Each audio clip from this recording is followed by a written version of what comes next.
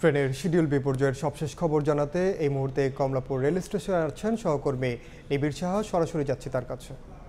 আসলে শুরুতেই যদি একটু ঘটনা দিয়ে শুরু করি যে এক ব্যক্তি তিনি কিন্তু তার মেয়েকে নিতে কমলাপুর রেলওয়ে স্টেশনে এসেছেন। তিনি কিন্তু ঠিক দুপুর 1টার বেশ কিছুক্ষণ আগে এসেছেন এবং তিনি আমাদেরকে যেমনটি বলছিলেন যে এই ট্রেনটি তিনি তার মেয়ে যে ট্রেনে আছেন অর্থাৎ বনলতা এক্সপ্রেস যেটি চাঁপাইনবাবগঞ্জ থেকে রাজধানীর উদ্দেশ্যে ছেড়ে এসেছে সেটি কিন্তু ঠিক 20 মিনিট আগেও তিনি আমাদেরকে যেমনটি জানিয়েছেন যে জয়দেবপুর জংশন সেটি কিন্তু আসলে পার হতে পারেনি, সেটি কিন্তু দীর্ঘ সময় যাবৎ সেখানে আটকে আছে। পাশাপাশি এখন যে ট্রেনটি আপনারা দেখছেন সেই ট্রেনটি রংপুর এক্সপ্রেস অর্থাৎ ঢাকা থেকে রংপুরগামী এবং রংপুর থেকে ঢাকায় এই ট্রেনটি যাতায়াত করে।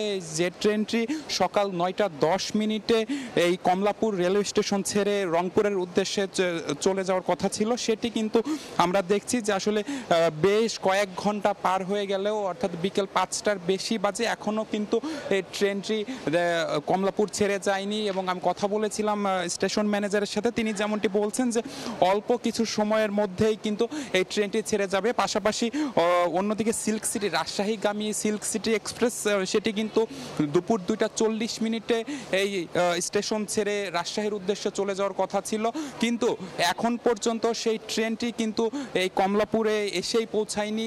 তারপর কিন্তু বলছেন যে আসলে এই ট্রেনটি পৌঁছালে তারা আশা করছেন যে 7টা 40 নাগাদ সন্ধ্যা 7টা 40 নাগাদ এই ট্রেনটিকে তারা ছাড়তে পারবেন। তো আমরা কথা বলে যে যাত্রীদের সাথে কথা বলে জেনেছি যে একদিকে যেমন তীব্র গরম, অন্যদিকে এই যে শিডিউল বিপর্যয়, এতে কিন্তু তারা একদিকে যেমন তারা তাদের দৈনন্দিন কাজে যারা রংপুরে যাচ্ছিলেন তারা কিন্তু ভোগান্তির শিকার হচ্ছেন। পাশাপাশি তীব্র গরমে কিন্তু দেখা গেছে যে আসলে যারা শিশুরা রয়েছেন পাশাপাশি যাত্রীরা যারা রয়েছেন তারা কিন্তু অনেকেই অসুস্থ হয়ে পড়ছেন, এমনটি কিন্তু তারা আমাদেরকে বলছেন। তো আমি কথা বলেছিলাম রেলওয়ের সাথে, তারা যেমনটি বলছেন যে আসলে যে দুর্ঘটনার জন্য এই যে শিডিউল বিপর্যয় এবং উত্তর পশ্চিমাঞ্চলের যে ট্রেনগুলো বেশিরভাগ আক্রান্ত হচ্ছেন এই শিডিউল বিপর্যয়ের কারণে, সেগুলো কিন্তু আজকে রাতেও থাকতে পারে এবং আগামীকাল থেকে কিন্তু দেখা গেছে যে আসলে এই ট্রেনগুলোর স্বাভাবিক যাত্রা আবার শুরু হতে পারে,